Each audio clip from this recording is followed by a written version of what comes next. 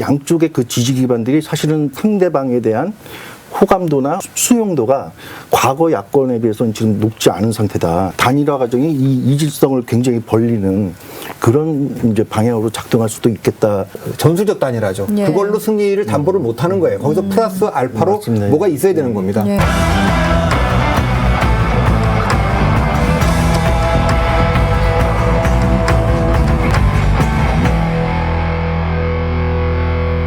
단일화라는 거는 사실 화학적 결합이 되게 어렵기 때문에 굉장히 어려운 과정입니다. 생각보다는. 네. 그래서 합당을 하거나 이제 그렇게 하는 게 더 깔끔한 거예요. 지금은 단일화를 무산될 가능성도 있는데 지금은 양쪽이 너무 단일화가 무산되면 어렵다고 하니까 단일화는 된다고 보고 김정인 위원장도 지금 단일화 하자고 하는 거니까 그다음에 단일화가 끝나고 나서도 만일에 안철수가 이겼다. 그러면 그때라도 국민의힘에 입당해야 된다. 우리는 안 하면 선거운동 도울 수 없고 우리 지지자들도 투표장에 안 간다. 실제로 박원순 후보가 10월 26일 날 이기긴 했습니다만 박영선 그때 민주당 후보한테 이겼을 때도 입당 압박이 굉장했거든요. 예, 그렇죠. 그걸 견디면서 선거를 치렀는데 네. 아니면 차라리 합당하자 이런 얘기는 좀 있을 겁니다. 네. 중요한 거는 이제 시너지가 어느 정도 날 거냐. 그 단일화 과정에서 이제 뭐 또 지리한 뭐 여론조사 방법, 토론 이런 거 갖고 있으면 좀 이제 실망한 사람들이 나올 수도 있고요. 네. 다만 지금 여론은 국민의힘을 지지하고 자기가 보수라고 하는 사람들조차도 안철수 쪽에 좀 더 그 지지를 많이 하는 이유는 안철수가 더 서울시장으로 더 적합한 인물이어서라기보다는 승산이 좀 더 있기 때문에 본선에서. 그러니까 예, 본선에서. 이겨야 된다라는 그것 때문에 지금 이 선거는 또 4번이나 정부 선거를 지고 나서 치러지는 거기 때문에 네. 반전의 계기가 필요하기 때문에 네. 그건 아무래도 좀 결집도는 좀 야권이 높지 않을까. 그러면 좀 언제까지 좀 정리가 될 걸로 좀 예측을 하세요?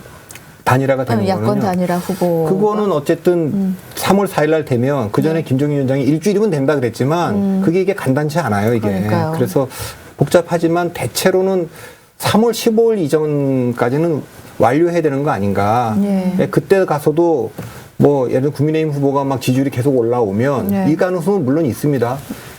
단일화가 무산되면서 본선에 들어가는 거예요. 예, 예. 그런 경우도 있을 수 있어요. 예. 후보 등록 전에만 하면 된다. 그러다가 또 들어가서는 투표용지 인쇄 되기 전까지만 하면 된다. 근데 그렇게 되면 이미 그땐 시너지가 안 나는 겁니다. 네. 그래서 사전에 충분히 이제 단일화에 대한 물밑 협상을 해서 깔끔하게 하면 저는 3월 15일 이전에는 끝내야 되는 거 아닌가. 알겠습니다. 조금 뭐 덧붙이자면, 예. 그러니까 아까 여권의 핸디캡을 말씀을 드렸으니까 야권의 예. 핸디캡을 하나 말씀을 드리면, 예. 그러니까 단일화에 대한 지금 국민들의 특히 야권 성향을 가진 예. 심판론자들의 그 단일화에 대한 기대는 굉장히 높은 편인데, 예. 좀 주목해볼 점이 뭐냐면, 그러니까 지금 단일화의 주체가 안철수 쪽하고 이제 안철수 후보 쪽하고 국민의힘 쪽인데, 예.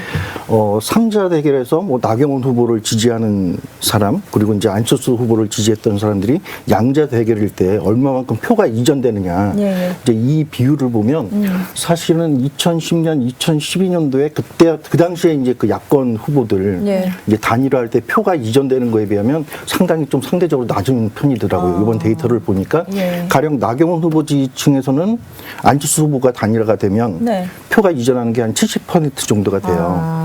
그리고 안철수 후보를 지지한다고 했는데 상자 대결에서 네. 양자 대결에서 나경원 후보가 되면 얼마나 지지하겠냐고 하니까 60%대로 훅 떨어지거든요.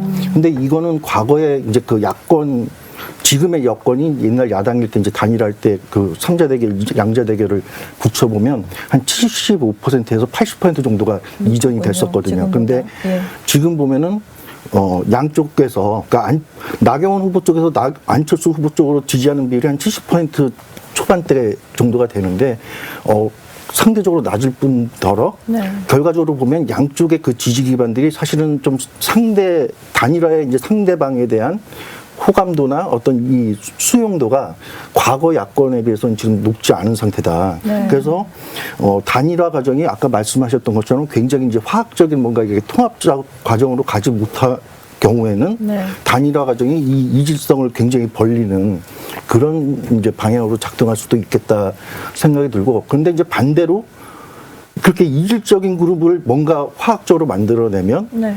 기존 단일화에 비해서 굉장히 큰 임팩트를 낼 수 있다는 잠재력은 있다.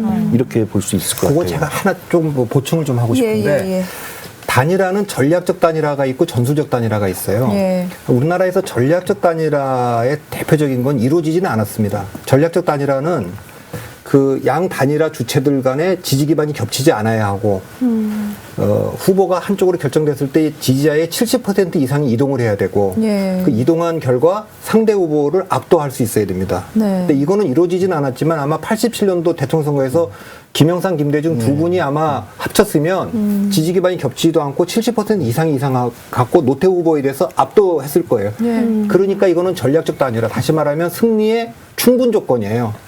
근데 2002년에 노무현 정몽준 단일화는 두 분이 그 지지 기반이 겹치지는 않았으나 비례층이에요. 70%까지 이동은 안 하고 그 다음에 세 번째 이해창 후보에 대해서 압도하지 못했어요. 그러니까 그건 전술적 단일화입니다. 2012년에 문재인 안철수 단일화는 두 분이 부산으로 지지 기반이 겹친 데다가 이동은 충분히 하지만 박근혜 후보에 대해서 압도하지 못하고 그때부터 선거를 시작하는 거니까 이건 전술적 단일화고 승리에 대한 필요 조건이에요. 예. 이번 단일화는 그런 면에서 이제 그 전술적 단일화죠. 예. 그걸로 승리를 담보를 못 하는 거예요. 거기서 플러스 알파로 맞습니다. 뭐가 있어야 되는 겁니다.